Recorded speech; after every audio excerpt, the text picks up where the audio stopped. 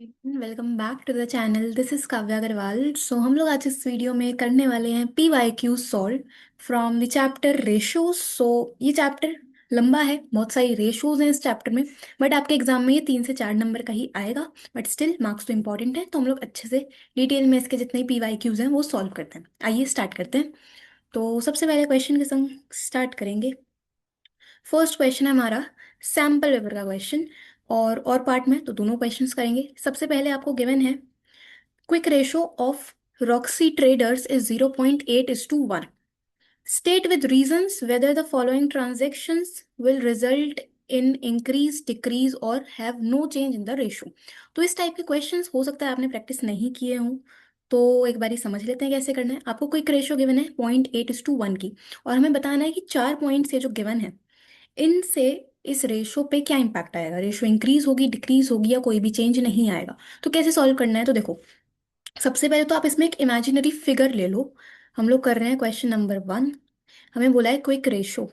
अब आपको quick ratio का फॉर्मूला पता होगा, जो कि होता है quick assets upon current liability. ठीक है। और रेशो गिवन है 0.8:1, तो हम इसमें अमाउंट कंसिडर कर लेते हैं, सपोज 8,000 अपॉन 10,000। ठीक है, जैसे जिसे आप डिवाइड करोगे तो ये 0.8:1 ही बनेगा। ठीक है। ओके। अब पहला पार्ट है गुड्स परचेज्ड ऑन क्रेडिट। अगर हम गुड्स क्रेडिट पे परचेज करते हैं तो इससे रेशो पे क्या इम्पैक्ट आएगा। देखो, अगर हम गुड्स क्रेडिट पे परचेज कर रहे हैं तो एक तो हमारी इन्वेंट्री बढ़ेगी। ठीक है, एक तो इन्वेंट्री बढ़ेगी, दूसरा हमारे क्रेडिटर्स बढ़ेंगे। ठीक है। इन्वेंट्री हमारा करंट एसेट है, और क्विक एसेट में हम इन्वेंट्री को इग्नोर करते हैं।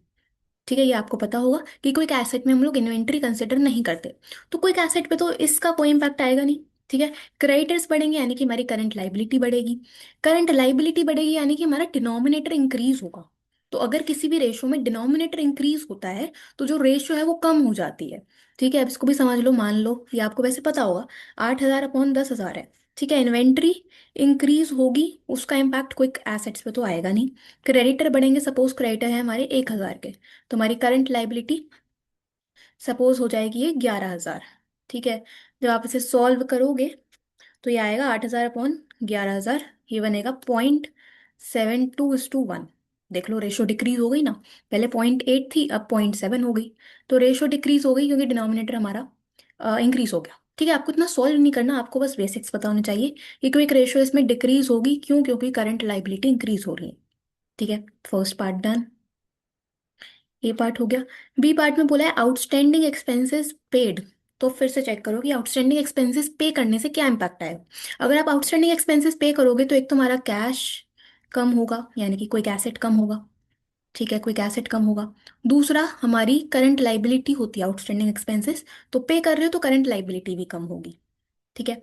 तो अगेन एग्जाम्पल लो, 8,000 अपॉन 10,000, ये हमारा ओरिजिनल अमाउंट है। अब सपोज एक्सपेंसेस हमने पे करें 1,000 के, तो current asset sorry quick assets में से भी 1,000 माइनस होगा, करंट लाइबिलिटी में से भी 1,000 माइनस होगा, ये आएगा 7,000 अपॉन 9,000। ये कितना बनेगा, 7/9, ये बनेगा 0.7:1। तो देख लो, रेशो डिक्रीज हो गई फिर से। पहले 0.8 थी, अब 0.7 हो गई। तो सेकंड पॉइंट में भी रेशो डिक्रीज हुई है। ठीक है। ओके। इसके बाद सी पार्ट है हमारा। सी पार्ट है sale of fixed assets at 20% loss. हम फिक्स्ड एसेट बेच रहे हैं 20% के लॉस पे।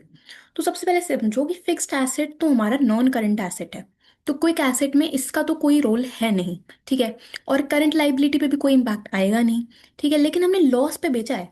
तो सपोज कोई एसेट 8,000 के हैं, करंट लाइबिलिटी 10,000 की है। ठीक है। हम फिक्स एसेट बेच रहे हैं, तो फिक्स एसेट करंट एसेट्स का पार्ट नहीं होते, ना क्विक एसेट के पार्ट होते हैं, ये तो नॉन करंट एसेट है। ठीक है। लेकिन लॉस पे बेचा है, कुछ तो इनफ्लो होगा। आपको हर एक ट्रांजेक्शन के दो इम्पैक्ट बताने होते हैं ना, डबल एंट्री सिस्टम है। तो अगर हम फिक्स एसेट बेच रहे हैं तो एक तो हमारा फिक्स एसेट कम होगा, यानी कि नॉन करंट एसेट पे इम्पैक्ट आएगा। क्विक एसेट पे तो कोई इम्पैक्ट आएगा नहीं, लेकिन बेचोगे तो कैश का इन्फ्लो तो होगा। और लॉस पे बेच रहे हैं तो कुछ ना कुछ इन्फ्लो तो होगा। ऐसे समझ लो कि हमने फिक्स एसेट बेचा है सपोज 10,000 का। 10,000 का एसेट था, उसकी कॉस्ट थी 10,000।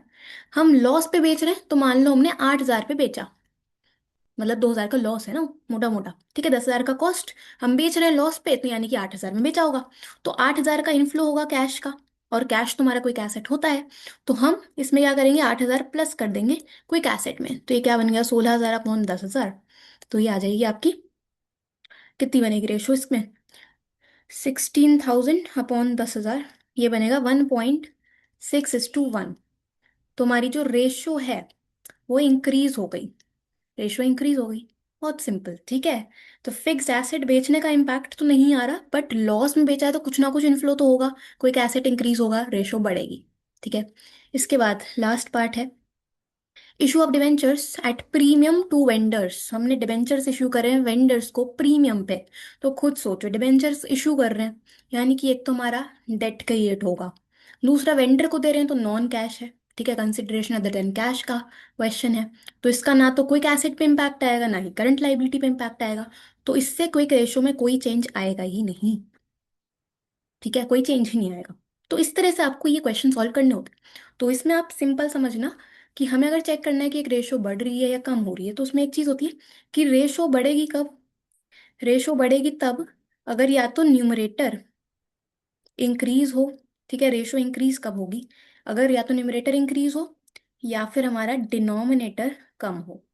ठीक है। और रेशो डिक्रीज कब होगी, कि या तो हमारा न्यूमरेटर कम होता जा रहा है या हमारा डिनोमिनेटर बढ़ता जा रहा है। ठीक है, ये तो जनरल मैथ्स की चीज़ है। बाकी आपको इसी तरह से आप इमेजिनरी अमाउंट लेके सॉल्व कर सकते हो। ठीक है, डन। ओके। इसके बाद सेकंड पार्ट है, वो हम कर लेते हैं। मैं इसको कहाँ पे करूँ, तो सपोज इसको हम करते हैं, इधर ही कर देते हैं। मैं इसको हटा देती हूँ एक बारी, ना आप लोगों ने समझ लिया है, तो ये सब हम हटा देते हैं और इधर ही सॉल्व हो जाएगा। देखो, ठीक है। तो हम इसको करते हैं। अब सेकंड पार्ट में, from the following calculate trade receivable turnover ratio. हमें ट्रेड रिसीवेबल टर्नओवर रेशो निकालनी है। हमें निकालना है ट्रेड रिसीवेबल टर्नओवर रेशो, तो सबसे पहले तो ये हम कर रहे हैं और part. Trade receivable turnover ratio का फॉर्मूला क्या होता है, सबसे पहले तो ये बात है। तो फॉर्मूला होता है क्रेडिट सेल्स या credit revenue from operations upon average trade receivables. ठीक है। सो हमें गिवन है cost of revenue from operation यानी कि COGS 6 lakh, gross profit on cost given है 25%। ठीक है। तो सबसे पहले तो आप निकाल लो ग्रॉस प्रॉफिट। तो हम ग्रॉस प्रॉफिट निकालेंगे, 25% ऑफ कॉस्ट, 6 लाख का 25%, ये आएगा 6 लाख का 25%, यानी कि 1,50,000 का ग्रॉस प्रॉफिट आ गया। ठीक है। उसके बाद गिवन है cash sales 20% of total sales, तो टोटल सेल्स का 20% कैश सेल्स है। ठीक है। तो अब आपके पास देखो COGS भी है, ग्रॉस प्रॉफिट भी है, तो सबसे पहले तो हम निकाल लेंगे revenue from operations. Revenue from operations यानी कि RFO आता है COGS प्लस GP। COGS है 6 लाख और ग्रॉस प्रॉफिट है हमारा 1,50,000। तो 7,50,000 का तो हमारा टोटल सेल्स आ गई। ठीक है, लेकिन फॉर्मूले में हमें चाहिए क्रेडिट सेल्स। आपको क्वेश्चन में गिवन है कैश सेल्स 20% है टोटल टोटल सेल्स की। तो अगर टोटल सेल्स का 20% कैश सेल्स है, तो सिंपल बात है 80% यानी कि रिमेनिंग 80% क्या होगा, क्रेडिट सेल्स होंगी।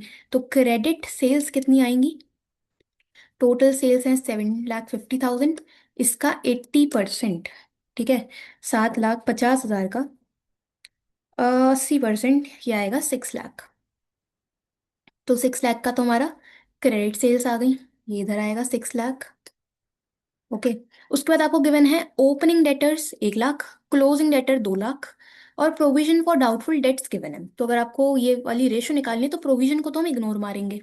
ठीक है, प्रोविजन को करो इग्नोर। एवरेज कैसे आता है, ओपनिंग प्लस क्लोजिंग अपॉन 2। तो यहाँ पे निकाल देते हैं, एवरेज निकलेगा opening debtor plus closing debtor upon 2। Opening है 1 लाख, क्लोजिंग है 2 लाख अपॉन 2। तो ये कितना बनेगा, 3 लाख अपॉन 2 यानी कि 1,50,000 का एवरेज। तो ये आएगा 6 lakh upon 150, that is 4 times. 4 times is the answer. ठीक है, याद रखना एक्टिविटी रेशो है, टर्नओवर रेशो है, टाइम्स में निकलती है। ठीक है, डन। ओके। इसके बाद next question, next question, again इसमें और पार्ट है। तो कैलकुलेट करना है ग्रॉस प्रॉफिट रेशियो। सो प्रॉफिटेबिलिटी रेशियो का ही पॉइंट है ग्रॉस प्रॉफिट रेशियो।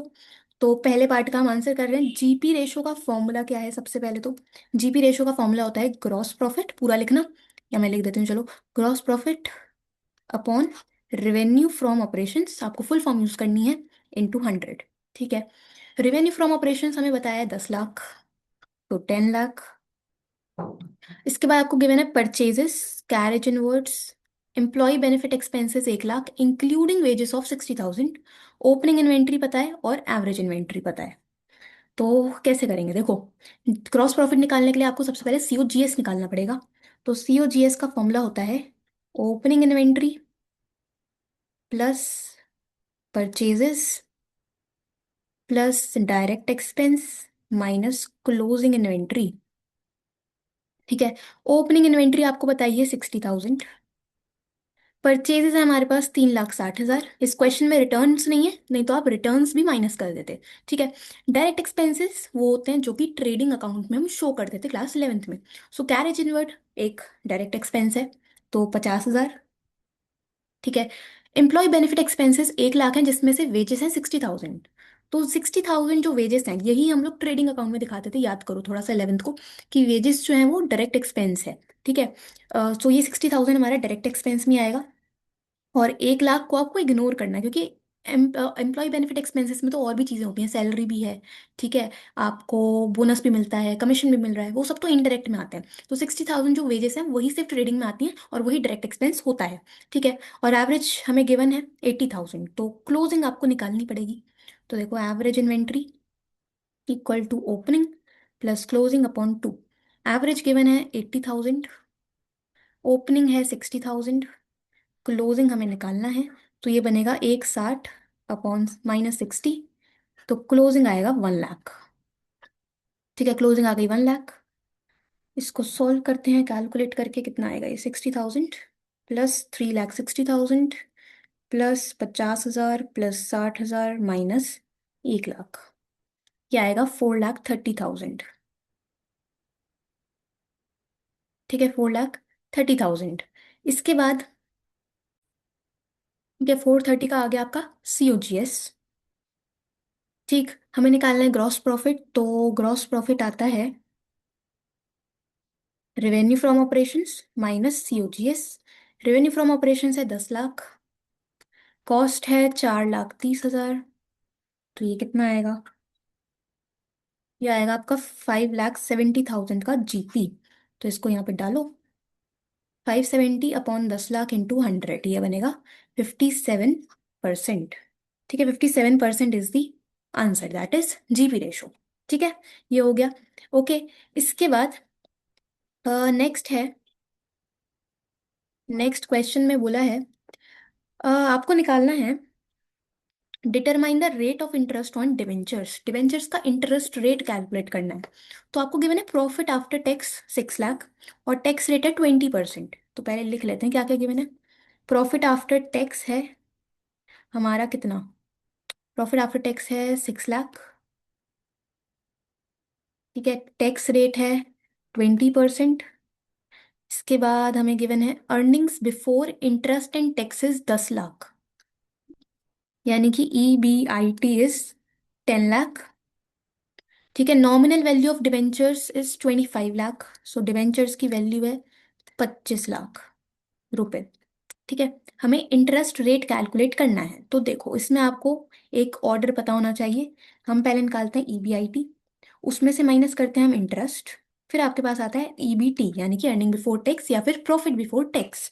इस पे माइनस होता है टैक्स और फिर आता है हमारे पास अर्निंग आफ्टर टैक्स। ठीक है, ओके। अब आपको EBIT गिवन है 10 लाख, इंटरेस्ट हमें नहीं पता, इंटरेस्ट हमें नहीं पता, तो हम इंटरेस्ट को मान लेते हैं एक्स। ठीक है, इंटरेस्ट को हमने एक्स ले लिया, तो अर्निंग बिफोर टैक्स कितना आएगा? ये आ जाएगा 10 लाख माइनस एक्स। ठीक है, अब ये 10 लाख माइनस एक्स पे लगेगा 20% का टैक्स। तो सोचो, 10 लाख पे 20% आएगा 2 लाख। ठीक है, एक्स का 20% होगा 0.2x। ठीक है, ये हमें करना है माइनस। ओके, इसको हटा दो। ठीक। तो अब आपको अर्निंग आफ्टर टैक्स मिल जाएगा। अर्निंग आफ्टर टैक्स का अमाउंट हमें गिवन है कितना, 6 लाख। ठीक है। अब इसको सॉल्व करेंगे तो ये कितना आएगा, देखो ये बनेगा 10 लाख माइनस एक्स। ठीक है, ये एक चीज है। इसमें से हमें टैक्स माइनस करना है जो भी हमने निकाला, 2 लाख माइनस 0.2 एक्स। और ये इक्वल में किसके है, 6 लाख के। तो ये बनेगा 10 lakh minus x minus 2 lakh plus 0.2 x equal to 6 lakh. ठीक। ये हो जाएगा 8 लाख और -1 + 0.2 that is 0.8 x equals to 6 lakh. ठीक है, ये होगा 2 lakh upon equal to this.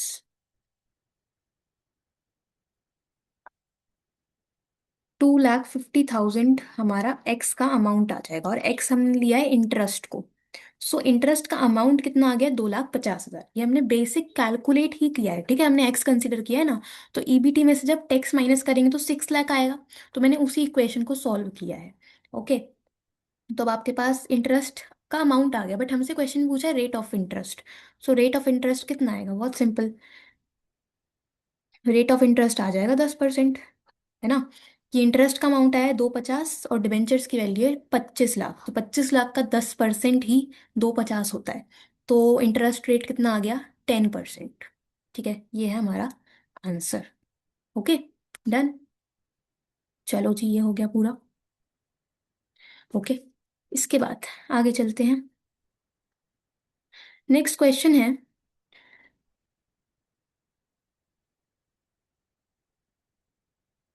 देखो इसको सॉल्व करेंगे। क्या क्वेश्चन है, ए और बी दो पार्ट्स हैं। सबसे पहले ए पार्ट करेंगे। A company had a liquid ratio of 1.5। Liquid ratio का मतलब होता है क्विक रेशो। सो आपको क्विक रेशो गिवन है, फॉर्मूला होता है quick assets upon current liability. Full form लिखनी है पेपर में, हम लोग अभी शॉर्ट में कर रहे हैं। 1.5 यानी कि 1.5/1। ठीक है। और करंट रेशो है 2।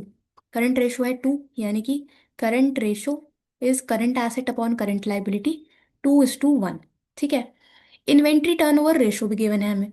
Okay. If it had total current assets of 8 lakh, find out annual sales if goods are sold at 25% profit on cost. तो हमें क्वेश्चन में सेल्स पूछे यानी कि रेवेन्यू फ्रॉम ऑपरेशंस निकालना है। तो सबसे पहले देखो, ये हमारे पास एक इक्वेशन बन जाएगी, इसको पहले सॉल्व कर लेते हैं थोड़ा सा। जो जो आपको क्वेश्चन में गिवन है उससे कुछ ना कुछ निकालो ना, लास्ट में आंसर निकल जाएगा। ये रेशोज में इसी तरह से होता है। सो देखो, इसको क्रॉस मल्टीप्लाई कर देंगे, ये आएगा quick asset equal to 1.5 current liability. एक चीज ये हो गई। दूसरा इधर बनेगा current asset equal to 2 current liability. ठीक है। अब हमें क्वेश्चन में करंट एसेट्स बताए हैं 8 लाख, तो आप क्या कर सकते हो यहाँ पे, 8 lakh equal to 2 current liability. तो आपके पास करंट लाइबिलिटी आ जाएंगी 4 लाख की। करंट लाइबिलिटी आ गई 4 लाख। ओके। अच्छा, और हमारे पास क्विक एसेट्स भी आ जाएंगे। क्विक एसेट्स आएंगे 1.5 इंटू करंट लाइबिलिटी, और करंट लाइबिलिटी हमने निकाली 4 लाख। तो 4 लाख इंटू 1.5 ये बनेगा 6 लाख। 6 लाख के क्विक एसेट्स। ठीक है। अभी हम बस जो गिवन है उसके अकॉर्डिंग निकाल रहे हैं। ठीक। अब देखो, आपको निकालनी है एनुअल सेल्स, और लिखा है goods are sold at 25% profit on cost. तो जीपी आपको 25% बताया है कॉस्ट पे। ठीक है, कॉस्ट पे 25%। ओके। और हमें इन्वेंट्री टर्नओवर रेशो भी गिवन है। तो देखो, इन्वेंट्री टर्नओवर रेशो का फॉर्मूला होता है COGS अपॉन एवरेज इन्वेंट्री। ठीक है। एवरेज इन्वेंट टर्नओवर रेशियो है 6 times. Cost of goods sold हमें क्वेश्चन में नहीं पता है, और एवरेज इन्वेंट्री भी हमें क्वेश्चन में नहीं पता है। तो अब हम कैसे करें क्वेश्चन, वो हमें सोचना है। तो देखो, अब आपको यहाँ पे सोचना है कि इन्वेंट्री और कहाँ यूज हो सकती है। हमारे पास क्वेश्चन में करंट एसेट्स भी हैं 8 लाख के। हमने क्विक एसेट्स भी निकाल लिए 2 लाख के। हमें पता है कि करंट एसेट और क्विक एसेट के बीच में इन्वेंट्री भी आती है। आपको पता होना चाहिए कि क्विक एसेट्स जो हैं वो कैसे आते हैं, जब हम करंट एसेट्स में से इन्वेंट्री माइनस कर देते हैं। ठीक है, प्रीपेड एक्सपेंसेस माइनस करते हैं, एडवांस टैक्स माइनस करते हैं। उन दोनों पॉइंट्स की तो चलो बात नहीं हुई, बट हमारे पास यहाँ से इन्वेंट्री निकल सकता है। क्विक एसेट्स आपके पास हैं 6 लाख, करंट एसेट्स आपके पास हैं 8 लाख। तो इन्वेंट्री आपके पास सिंपल डिफरेंस करके आएगी। इन्वेंट्री बनेगी हमारे पास 2 लाख की। ठीक है, 2 लाख की हो गई इन्वेंट्री। ओके, इन्वेंट्री आ गई 2 लाख। इसके बाद ठीक है, तो हमारे पास इन्वेंट्री आ गई 2 लाख। अब ओपनिंग क्लोजिंग का तो इसमें चक्कर है नहीं, तो इसी को हम एवरेज इन्वेंट्री कंसीडर करेंगे।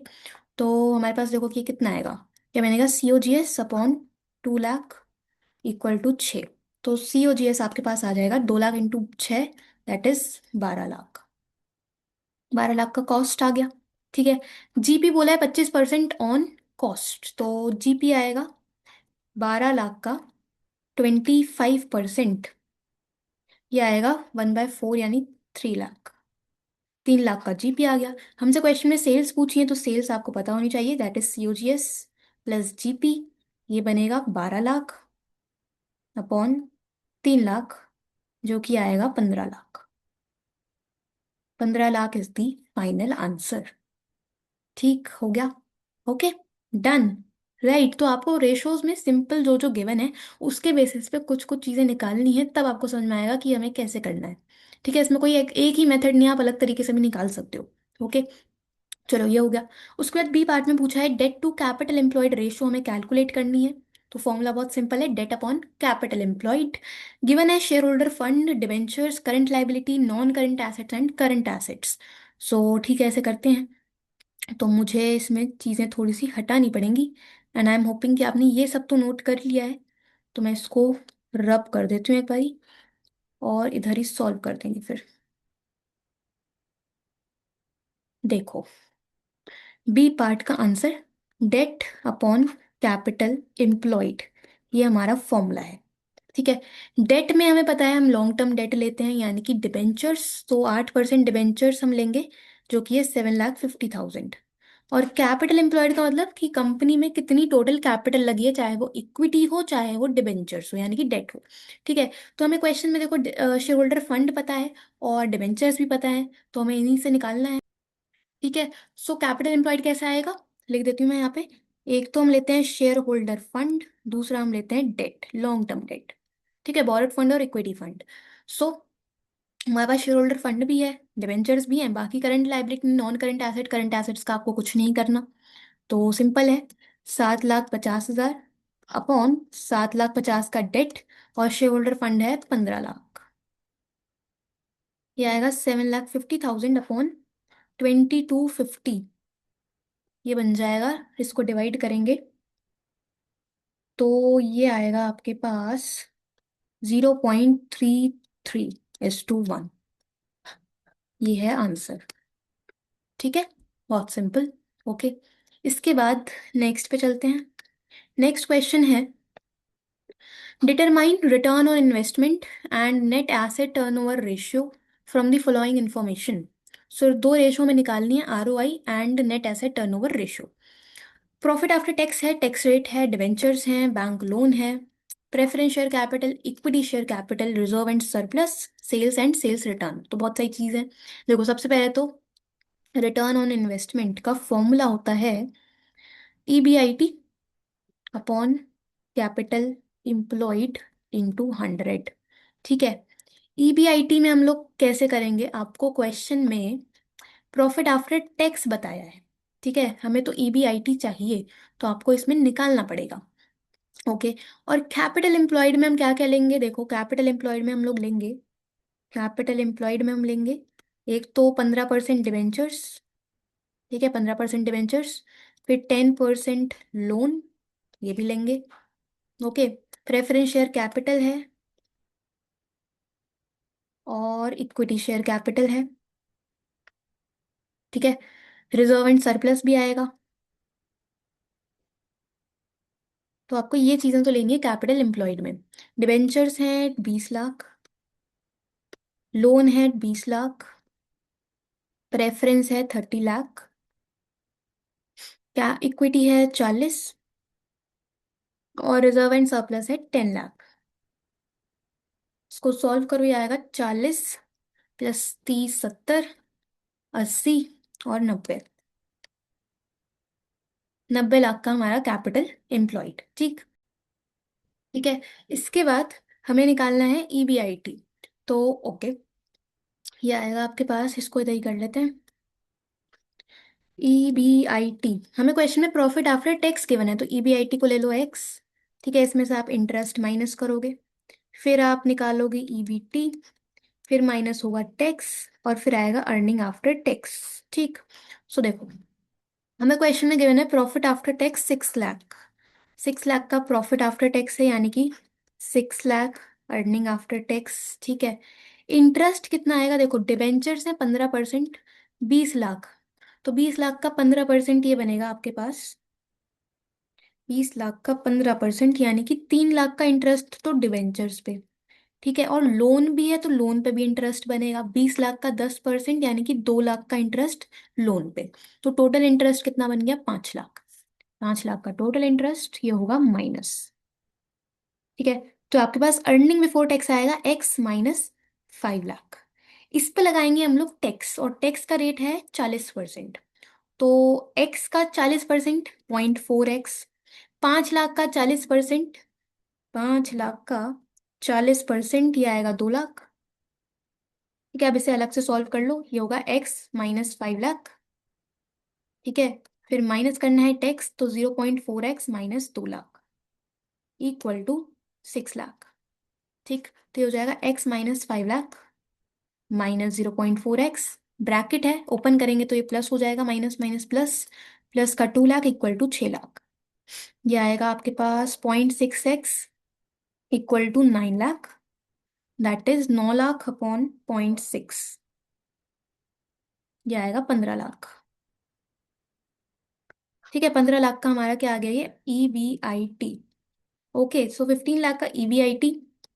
और कैपिटल एम्प्लॉयड में एक गलती करी है मैंने, ये 40 लाख है। ठीक है, तो ये आपका कैपिटल एम्प्लॉयड बनेगा, कितना बनेगा ये, 40, 70, 70 और ये 11 प्लस 10 लाख,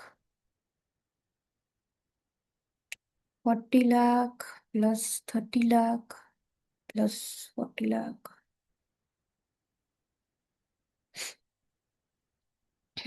ये आएगा आपके पास,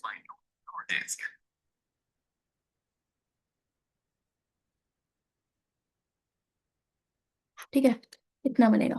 ओके, अब निकालते हैं इसे फॉर्मूले में डाल के। सो फॉर्मूला है EBIT upon capital employed. EBIT हमने अभी निकाला नीचे 15 लाख, सो 15 लाख का EBIT। कैपिटल एम्प्लॉयड आएगा 1 करोड़ 20 लाख इंटू 100, ये कितना आ जाएगा आपके पास, ये आएगा 12.5%। ठीक है, 12.5%। ओके, डन, तो ये हो गया ROI। ओके, नेक्स्ट रेशो आपसे पूछिए नेट एसेट टर्नओवर रेशो। तो हम निकालेंगे अब net asset turnover ratio. Formula होता है revenue from operation upon net assets into 100। Net assets का मतलब क्या होता है, नेट एसेट्स का मतलब होता है कैपिटल एम्प्लॉयड। ठीक है, नेट एसेट्स का ही मतलब कैपिटल एम्प्लॉयड ही होता है, एक ही बात है, तो ये ध्यान रखना।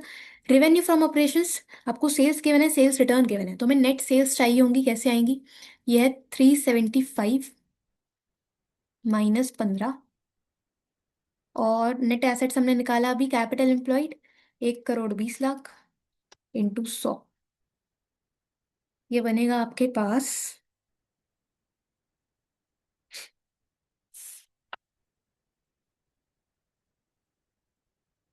3 crore 60 lakh upon 1 crore 20 lakh into 100, 3 times. ठीक है, ये हो गया हमारा answer, 3 times is net asset turnover ratio. Okay, ठीक, चलो, इसके बाद आगे नेक्स्ट है हमारा ये वाला क्वेश्चन। अब इसमें आपको निकालना है the current ratio of Jack limited is 3.2:1 and quick ratio is 1.5:1.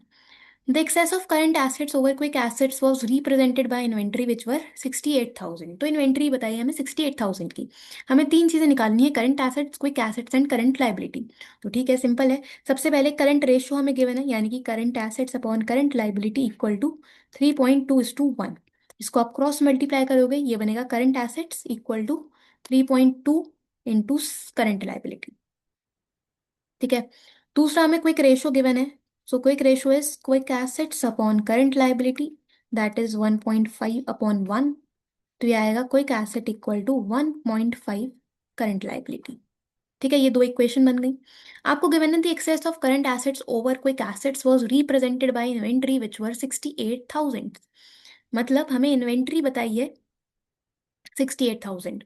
Okay, तो देखो, हमें पता है हमें पता है कि क्विक एसेट्स होते हैं करंट एसेट्स माइनस इन्वेंट्री।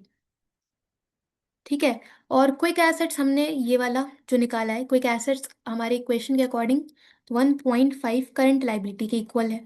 ठीक है, और करंट एसेट्स हैं इक्वल टू 3.2 CL, और इन्वेंट्री है आपके पास 68,000। ठीक है, तो ये बनेगा 68,000 equal to 3.2 minus 1.5, that is 1.7 CL। तो आपके पास करंट लाइबिलिटी आएगी 40,000 की। ठीक है, करंट लाइबिलिटी आ गई हमारे पास 40,000। एक आंसर तो ये हमारा थर्ड पार्ट का आंसर हो गया 40,000। ठीक है, हो गया। आपको निकालने करंट एसेट और क्विक एसेट, तो बहुत सिंपल है। करंट एसेट्स ये रहे, करंट एसेट्स आएंगे 3.2 इंटू करंट लाइबिलिटी यानी कि 40,000। यह आएगा 40,000 इंटू पॉइंट इंटू 3.2 यानी कि 1,28,000। ठीक है, और क्विक एसेट्स के लिए इसमें डाल दो 1.5 इंटू 40 यानी कि 60,000। ठीक है, तो ये हमारे तीनों आंसर हो गए। Okay, done, right. तो ये हमारा बोर्ड्स का क्वेश्चन है। ओके, चलो इसके बाद आगे next question. The following information has been obtained from the books of gamma limited. हमें दो रेशोज कैलकुलेट करनी है, एक तो डेट इक्विटी रेशो, दूसरा इंटरेस्ट कवरेज रेशो। तो दोनों ही सॉल्वेंसी रेशोज हैं। तो सबसे पहले पहला part, debt equity ratio. Formula simple, debt upon equity. ठीक है, डेट में हम लेते हैं लॉन्ग टर्म डेट। तो हमें गिवन है इसमें, देखो डिबेंचर्स 12% डिबेंचर्स हैं। ठीक है, तो बस डेट तो इसमें यही आएगा 12% डिबेंचर्स। ओके, और इक्विटी में हम क्या क्या लेते हैं, शेयर होल्डर्स फंड लेते हैं। तो शेयर होल्डर फंड हमें गिवन है 10 लाख, तो इसमें मिलेंगे शेयर होल्डर फंड। डिबेंचर्स हैं 20 लाख, शेयर होल्डर फंड है 10 लाख। तो ये आपके पास आएगा 2:1 आंसर। ठीक, ओके। सेकंड है इंटरेस्ट कवरेज रेशो। सो इंटरेस्ट कवरेज रेशो निकलता है EBIT अपॉन इंटरेस्ट। ठीक है, हमें क्वेश्चन में गिवन है, देखो इंटरेस्ट तो आ जाएगा 12% डिबेंचर्स हैं 20 लाख के। तो 20 लाख का 12% आएगा 240 का तो इंटरेस्ट। ठीक है, EBIT निकालना है हमें, क्वेश्चन में गिवन है नेट प्रॉफिट बिफोर टैक्स। ठीक है, नेट प्रॉफिट बिफोर टैक्स हमें चाहिए होता है, net profit before tax and interest दोनों चाहिए होते हैं ना। तो आपको यहाँ पे EBIT निकालना पड़ेगा। तो देखो EBIT, उसमें से हम माइनस करेंगे इंटरेस्ट, तो आपके पास आएगा अर्निंग बिफोर टैक्स। ठीक है, हमें अर्निंग बिफोर टैक्स ही गिवन है 960। ठीक है, इंटरेस्ट आपने निकाला 240, तो आप यहाँ पे सिंपल EBIT निकाल सकते हो। ठीक है, तो अगर हमें EBT पता है, इंटरेस्ट पता है, तो हमें क्या करना होगा, इसमें 960 में 240 प्लस करना होगा ताकि EBIT आ जाए। बहुत सिंपल है। अगर आपको EBIT में से आप इंटरेस्ट माइनस करते हो तो अर्निंग बिफोर टैक्स आ जाता है। अब हमें earning before interest and tax नहीं पता, हमें अर्निंग बिफोर टैक्स पता है सिर्फ। तो हम क्या करेंगे, दोनों को ऐड कर देंगे, बहुत सिंपल। ठीक है, ऐसे लिख लो, नहीं समझ आया तो EBIT minus interest equal to earning before tax. ठीक है, EBIT हमें नहीं पता, तो ये बनेगा 960 प्लस 240, ये आएगा आपके पास 11 लाख। 11 लाख का EBIT, इसको डालो फॉर्मूले में, आंसर बनेगा 4.58। ठीक है, 4.58। ठीक है, ये हो गया हमारा inventory turnover ratio, sorry interest coverage ratio. ठीक है, ये हो गया। ओके, इसके बाद आगे चलते हैं नेक्स्ट पे। ठीक है, हमने कुछ गलती करी है मेरे ख्याल से, आंसर गलत कैसे आ रहा है। देखो, 960 + 240, नहीं, ये 960 + 240 तो 12 लाख आएगा ना, 12 लाख का EBIT। ठीक है, ये 12 लाख होगा। सो 12 लाख अपॉन 240, ये आएगा 5 टाइम्स। ठीक है, 5 टाइम्स इज द आंसर। ठीक है, तो डेट इक्विटी रेशियो 2:1, और ये 5 टाइम्स। ठीक है, डन। के बाद नेक्स्ट है question, calculate current assets and quick assets of beta limited from the following information.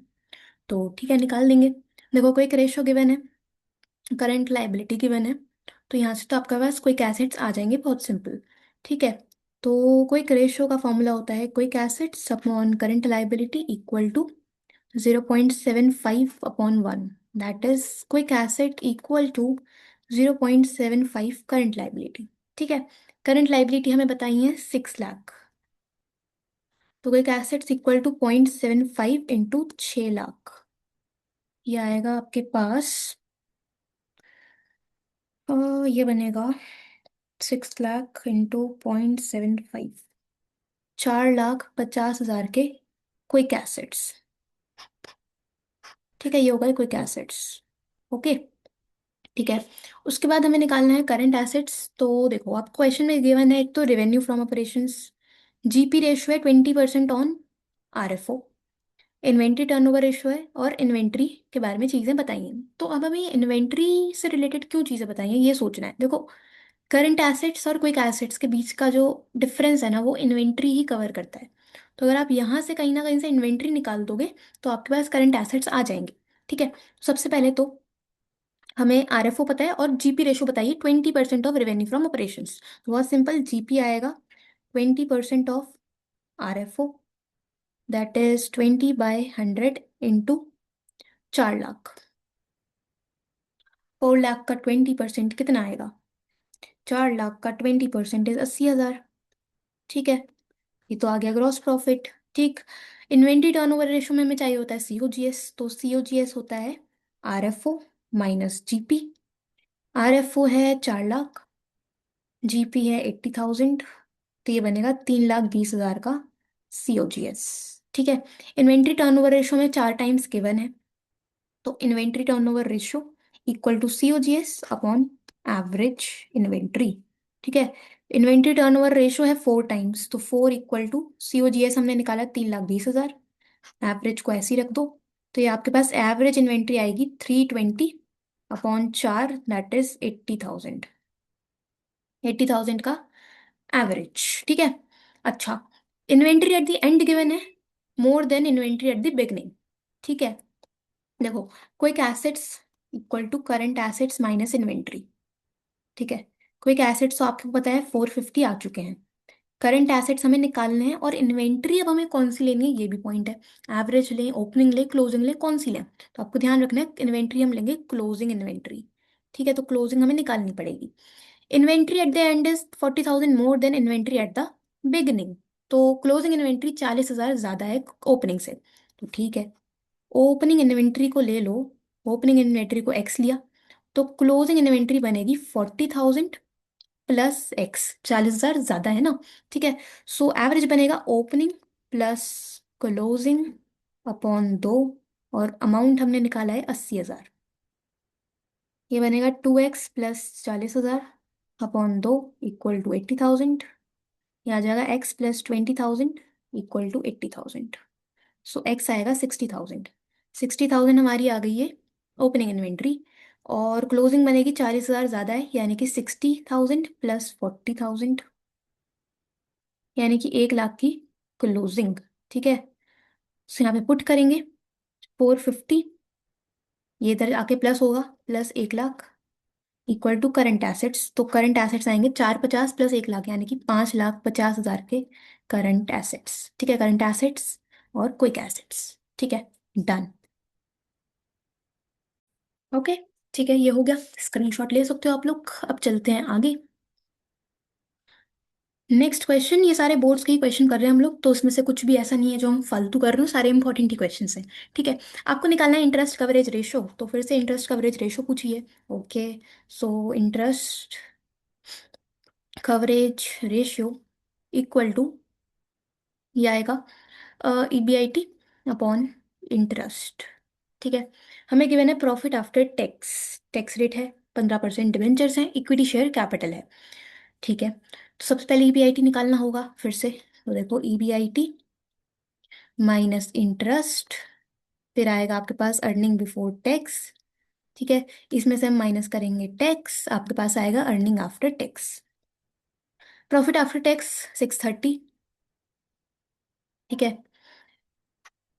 Interest हमें बताया 20 लाख के डिबेंचर्स 15% इंटरेस्ट, तो 20 लाख का 15% यानी कि 3 लाख का इंटरेस्ट आएगा। EBIT हमें निकालना है, एक्स ले लेते हैं, तो EBT आ जाएगा एक्स माइनस 3 लाख। ठीक है। इस पे हम लगाएंगे टैक्स 30%, तो देखो एक्स का 30% इज 0.3x, 3 लाख का 30% इज 90,000। ठीक है, 30% है, हाँ, 90,000। ओके। अब इसे सॉल्व कर लो अलग से लिख के, नहीं तो कई बार प्लस माइनस की गलती हो जाती है। सो हमें इसे सॉल्व करना है। X minus 3 lakh minus 0.3x, और ये प्लस हो जाएगा क्योंकि minus minus plus 90,000 equal to 630। ये आएगा आपके पास 0.7x minus 2,10,000 equal to 630। 0.7x equal to 84।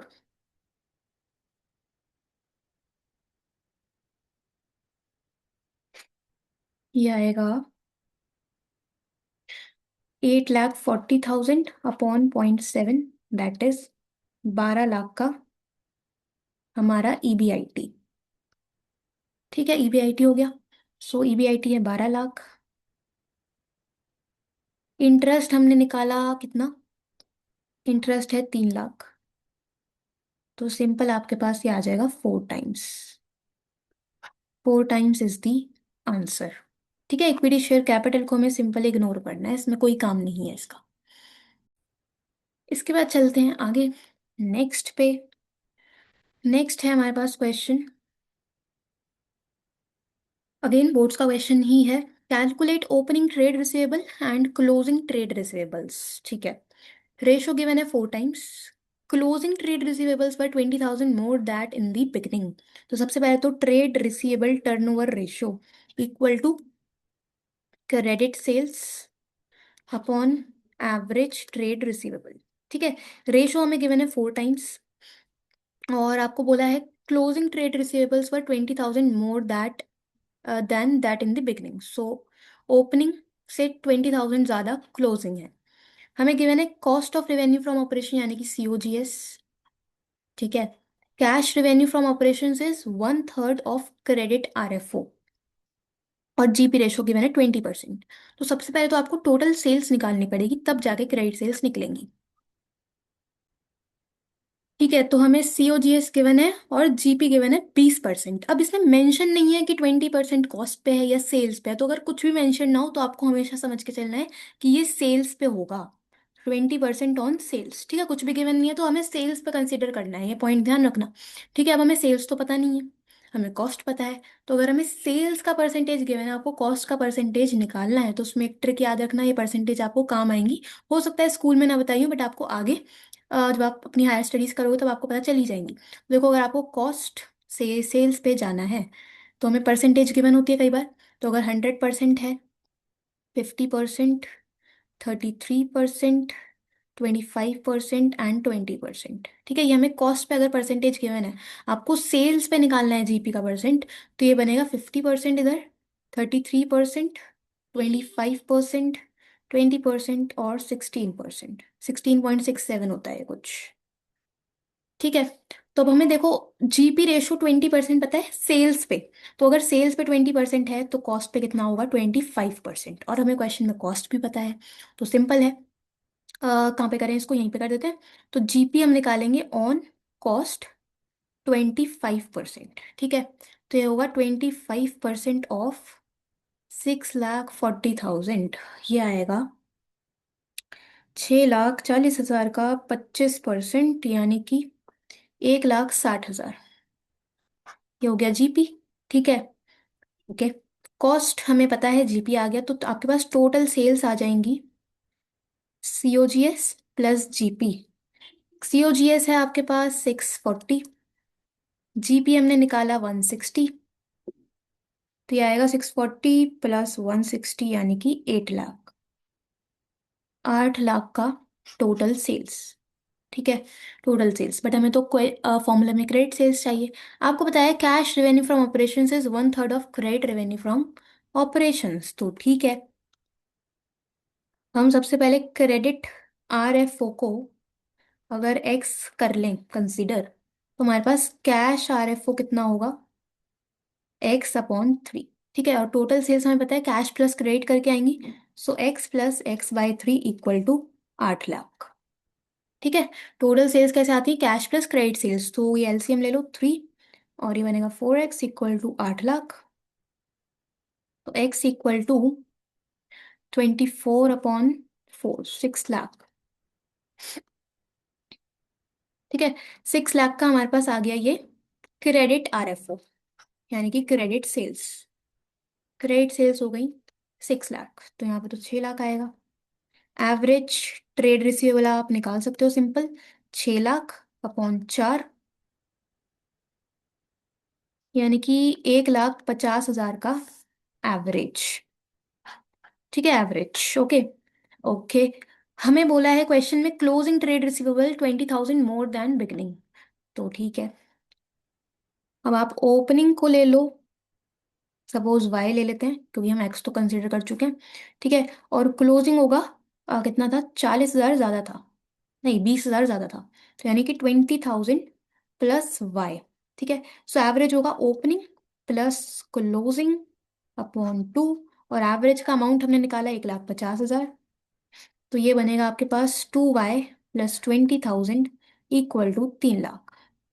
So 2y equal to 280, so y आएगा 140।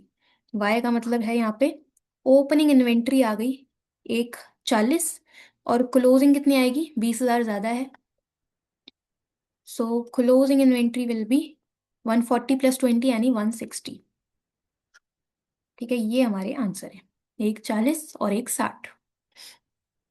ठीक है, सो लो, एक पेज पे कर दिया। Okay, done. ठीक है, तो आपको इसी तरह से कुछ कुछ करके आंसर्स निकालने होते हैं रेशोज में। ठीक है जी, इसके बाद आगे चलते हैं, कुछ और क्वेश्चंस देखते हैं। क्वेश्चन है कैलकुलेट ऑपरेटिंग प्रॉफिट रेशियो।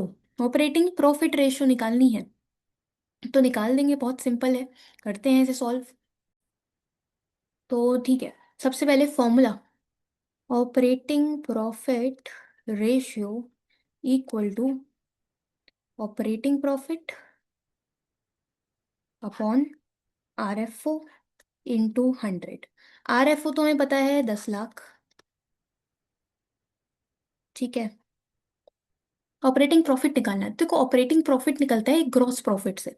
ठीक है, इस क्वेश्चन के अकॉर्डिंग ग्रॉस प्रॉफिट में से अगर आप लोग माइनस कर दोगे ऑपरेटिंग एक्सपेंसेस, देखो अगर हम जीपी में से ऑपरेटिंग एक्सपेंसेस कर दें माइनस, और ऑपरेटिंग इनकम हम कर दें प्लस। ठीक है। ठीक है, तो अगर हम ग्रॉस प्रॉफिट में से ऑपरेटिंग एक्सपेंसेस माइनस करेंगे और ऑपरेटिंग इनकम प्लस करेंगे, तो आपके पास ऑपरेटिंग प्रॉफिट आ जाता है। ठीक है, अब हमें जीपी गिवन है 25% ऑन कॉस्ट, बट क्वेश्चन में कॉस्ट तो है ही नहीं। क्वेश्चन में रेवेन्यू फ्रॉम ऑपरेशन यानी कि सेल्स पता है, तो अभी मैंने आपको पीछे वाले क्वेश्चन में बताया कि अगर हमें कॉस्ट पे परसेंटेज पता है तो आप सेल्स पे परसेंटेज निकाल सकते हो। हम टेबल ही चेक कर लेते हैं फिर से, देखो कॉस्ट पे अगर 25% है, ये लिखा कॉस्ट पे 25% है, तो सेल्स पे होगा 20%। ठीक है, ये रहा, देखो कॉस्ट पे अगर 25% हमें क्वेश्चन में गिवन है, तो सेल्स पे कितना आएगा, 20% आएगा।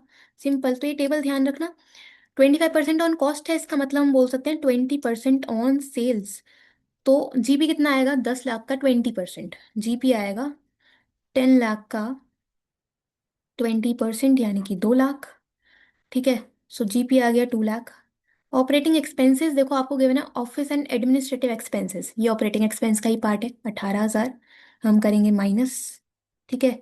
सेलिंग एंड डिस्ट्रीब्यूशन एक्सपेंसेस 2,000, ये भी ऑपरेशन से ही रिलेटेड होते हैं सेलिंग एक्सपेंसेस, तो ये भी -2,000। लॉस बाय थेफ्ट गिवन है, तो ये भी एक्सपेंस है, लॉस है, नुकसान है, लेकिन ये नॉन ऑपरेटिंग है। ये नॉन ऑपरेटिंग है, ऑपरेशन से रिलेटेड नहीं है ये। ठीक है, तो इसको हम इग्नोर करेंगे, और ऑपरेटिंग इनकम आपको गिवन नहीं है तो निल मानो। तो ये आपके पास आएगा 2 लाख -18,000 -2,000, ये आ जाएगा 1,80,000 का ऑपरेटिंग प्रॉफिट।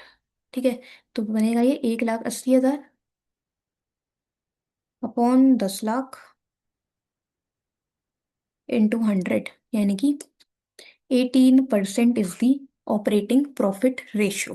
ठीक है, और वैसे ही बता रही हूँ, इसमें पूछा नहीं है बट आपको पता होना चाहिए कि ऑपरेटिंग रेशियो और ऑपरेटिंग प्रॉफिट रेशियो दोनों का जो सम होता है वो इक्वल टू 100 होता है, 100% होता है। ठीक है, तो अगर आपको ऑपरेटिंग प्रॉफिट रेशियो 18% पता है और आपको क्वेश्चन में ऑपरेटिंग रेशियो पूछ ले, तो सिंपल क्या आएगा आंसर, 82%, क्योंकि दोनों का सम क्या होता है, 100% के इक्वल होता है। ठीक है, ये ध्यान रखना। ओके, इसके बाद आगे नेक्स्ट है, from the given information calculate current ratio and return on capital employed. ठीक है, करंट रेशो निकालनी है तो बहुत सिंपल है, देखो लिक्विड एसेट्स गिवन है यानी कि क्विक एसेट्स, इन्वेंट्री गिवन है तो सिंपल आपको इन्वेंट्री ऐड कर देंगे हम लिक्विड एसेट्स में, तो आपके पास करंट एसेट्स आ जाएंगे, और करंट लाइबिलिटी भी पता है, तो okay. Current ratio is current assets upon current liability. Current assets कैसे आएंगे, क्विक एसेट्स प्लस इन्वेंट्री। ठीक है, तो ये बनेगा आपके पास 8 लाख के लिक्विड एसेट्स प्लस 2 लाख की इन्वेंट्री, यानी कि 10 लाख। ठीक है, करंट लाइबिलिटी आपको पता है 4 लाख। सो ये बनेगा हमारे पास 10 lakh upon 4 lakh, that is 2.5:1, first part का आंसर। ठीक है, उसके बाद आपको निकालना है return on capital employed. Return on capital employed का ही सिंपल मतलब क्या होता है, रिटर्न ऑन इन्वेस्टमेंट, हमने पीछे निकाली थी अभी एक रेशो।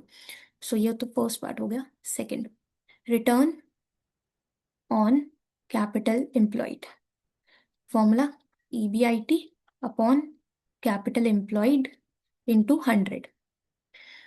ठीक है, तो EBIT देखो आपको फिर से निकालना पड़ेगा, net profit before tax given है तो हमें इससे EBIT निकालना पड़ेगा।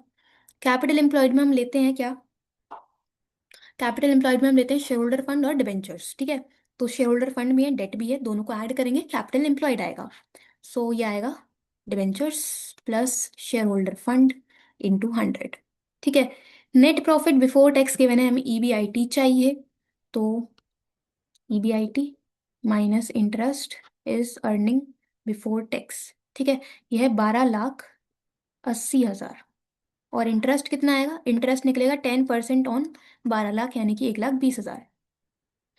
सो हम साइन उल्टा कर देंगे। ठीक है, हमें EBIT में से कितना माइनस, हम कितने में से 1,20,000 माइनस करें कि आपका 12,80 आ जाए, तो दोनों को ऐड कर दोगे तो आपके पास ये आएगा 14 लाख का earning before interest and tax. ठीक है, इसको डालो इधर, 14 लाख, तो ये बनेगा 14 लाख अपॉन डिवेंचर्स हैं 12 lakh plus share holder fund है 16 लाख इंटू 100, ये कितना आएगा, ये बनेगा 14 लाख अपॉन 28 लाख इंटू 100,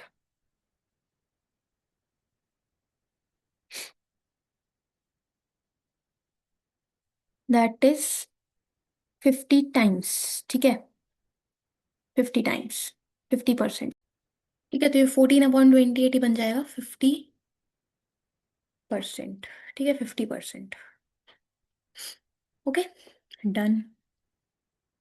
इसके बाद आगे नेक्स्ट क्वेश्चन है, कैलकुलेट GP रेशियो। ठीक है, तो देखो GP रेशियो का फॉर्मूला, GP रेशियो इज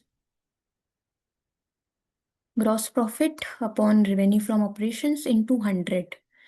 ठीक है। हमें क्वेश्चन बताया इन्वेंट्री टर्नओवर रेशियो और एवरेज इन्वेंट्री। तो ये चीज़ें देने का पर्पस ही क्या है, ताकि आप यहाँ से COGS निकाल पाओ। ठीक है। और GP हमें गिवन है goods are sold at a profit of 25% on cost. तो बहुत सिंपल क्वेश्चन है। सबसे पहले inventory turnover ratio is COGS upon average inventory. Inventory turnover ratio है 6 times equal to COGS upon 4 lakh. तो ये आएगा 24 लाख का कॉस्ट ऑफ गुड्स सोल्ड। ठीक है। Goods are sold at a profit of 25% on cost. तो हमें GP कॉस्ट पे बताया हुआ है। GP is 25% of cost. COGS का 25%, यानी कि 24 लाख का 25% ये आएगा 6 लाख। 6 लाख का GP आ गया। ठीक है। और हमें सेल्स भी चाहिए, तो हमें पता है RFO आता है COGS प्लस GP।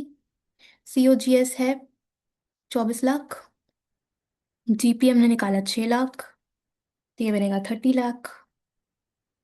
ठीक है। तो 6 लाख और 30 लाख, 6 लाख अपॉन 30 लाख इंटू 100, ये आएगा 20% आंसर। ठीक है। बहुत सिंपल। ओके। तो ये बोर्ड्स का क्वेश्चन है। ठीक। इसके बाद एक लास्ट क्वेश्चन, फिर क्लोज करते हैं। लास्ट क्वेश्चन इस चैप्टर का। बहुत हमने क्वेश्चंस कर लिए। गिवन है current ratio of a companies 2:1। हमें बताना है विद रीजन कि रेशो इंप्रूव होगी, रिड्यूस होगी, या फिर रेशो में कोई चेंज आएगा ही नहीं। तो मैंने आपको पहला क्वेश्चन ऐसा सही कराया था, वही सेम कॉन्सेप्ट आपको यहाँ पे लगाना है। तो देखो करंट रेशो 2:1 है।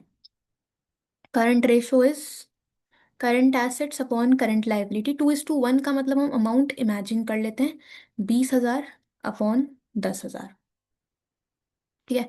फर्स्ट पॉइंट है परचेज्ड गुड्स ऑन क्रेडिट 40,000। हमने गुड्स परचेज करे हैं क्रेडिट पे, तो इसका इम्पैक्ट सोचो। सबसे पहले तो पार्ट ए का इम्पैक्ट क्या आएगा, गुड्स परचेज करेंगे तो एक तुम्हारा स्टॉक बढ़ेगा। स्टॉक बढ़ेगा यानी कि करंट एसेट इंक्रीज होगा। ठीक है। क्रेडिट पे परचेज करें तो यानी कि हमारे क्रेडिटर्स बढ़ेंगे, जो कि हम बोलते हैं करंट लाइबिलिटी बढ़ेगी।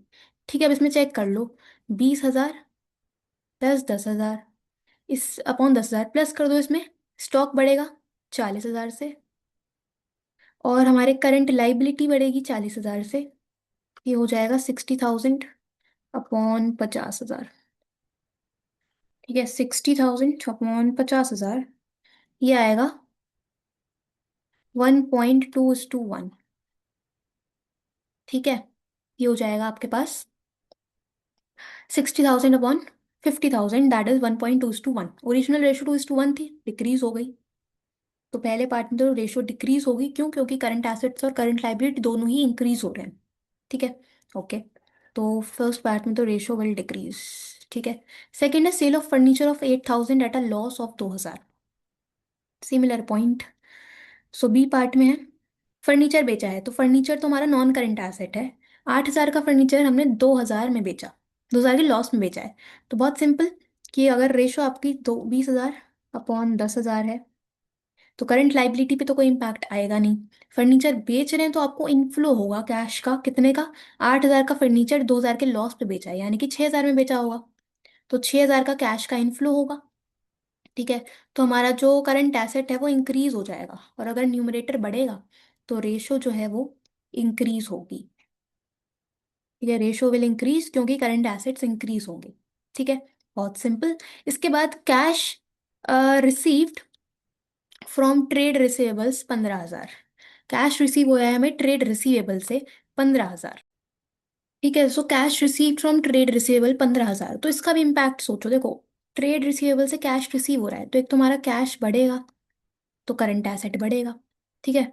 और ट्रेड रिसीवेबल से कैश रिसीव हो रहा है, तो हमारा ट्रेड रिसीवेबल तो खत्म हो जाएगा, यानी कि हमारा करंट एसेट्स कम भी हो जाएगा उतने से ही। तो इसका तो कोई इम्पैक्ट आएगा ही नहीं, नो इम्पैक्ट। ऐसे समझो, फिर से देखते हैं। 20,000 के करंट एसेट्स, 10,000 की करंट लाइबिलिटी, तो करंट लाइबिलिटी पे तो कोई इम्पैक्ट आना नहीं है। कैश रिसीव होगा यानी कि करंट एसेट बढ़ेगा 15,000 से, और ट्रेड रिसीवेबल्स हमारे कम हो जाएंगे, तो 15,000 से ट्रेड रिसीवेबल कम होंगे, वो माइनस होगा। तो हमारी रेशो तो 20,000/10 ही आएगी, यानी 2:1 ही आएगी। तो रेशो में कोई चेंज ही नहीं आया। ठीक है। ओके। इसके बाद इशूड इक्विटी शेयर्स 6 लाख। तो अगर हम 6 लाख के इशू कर रहे हैं इक्विटी शेयर्स, तो करंट लाइबिलिटी पे कुछ इम्पैक्ट इसका नहीं आएगा, लेकिन हमारा करंट एसेट इंक्रीज होगा। क्योंकि लिखा नहीं है ना वेंडर को इशू करा है, सिंपल लिखा है इशू करे हैं इक्विटी शेयर, तो पब्लिक को इशू करे होंगे, कैश में ही इशू करेंगे। तो कैश का इनफ्लो होगा, करंट एसेट्स बढ़ेगा क्योंकि हमारा कैश इंक्रीज होगा, और हमारी जो करंट रेशो है वो इंक्रीज हो जाएगी क्योंकि न्यूमरेटर बढ़ रहा है। ठीक है, तो इससे रेशो क्या होगी, इंक्रीज होगी। ठीक है। तो इस तरह से आपको ये वाले क्वेश्चंस भी कंप्लीट करने होते हैं। ठीक। तो आई थिंक हमारे क्वेश्चंस कंप्लीट हैं सारे। यस। ठीक है। तो हम लोगों ने काफ़ी सारे क्वेश्चंस कर लिए, अलग अलग टाइप की रेशोज से, फॉर्मूले भी रिवाइज हो गए। इस तरह के इंक्रीज डिक्रीज नो चेंज वाले भी क्वेश्चंस कर लिए जिसमें आपको डाउट आ सकता है। तो हमने कुछ काइंड ऑफ क्वेश्चंस करे बोर्ड से related, and I am hoping कि आपकी अच्छी तरीके से प्रैक्टिस हो जाएगी। ठीक है। कोई डाउट आता है तो आप वो कमेंट्स में पूछ सकते हो, बाकी हम लोग मिलते हैं नेक्स्ट वीडियो में। Thank you so much.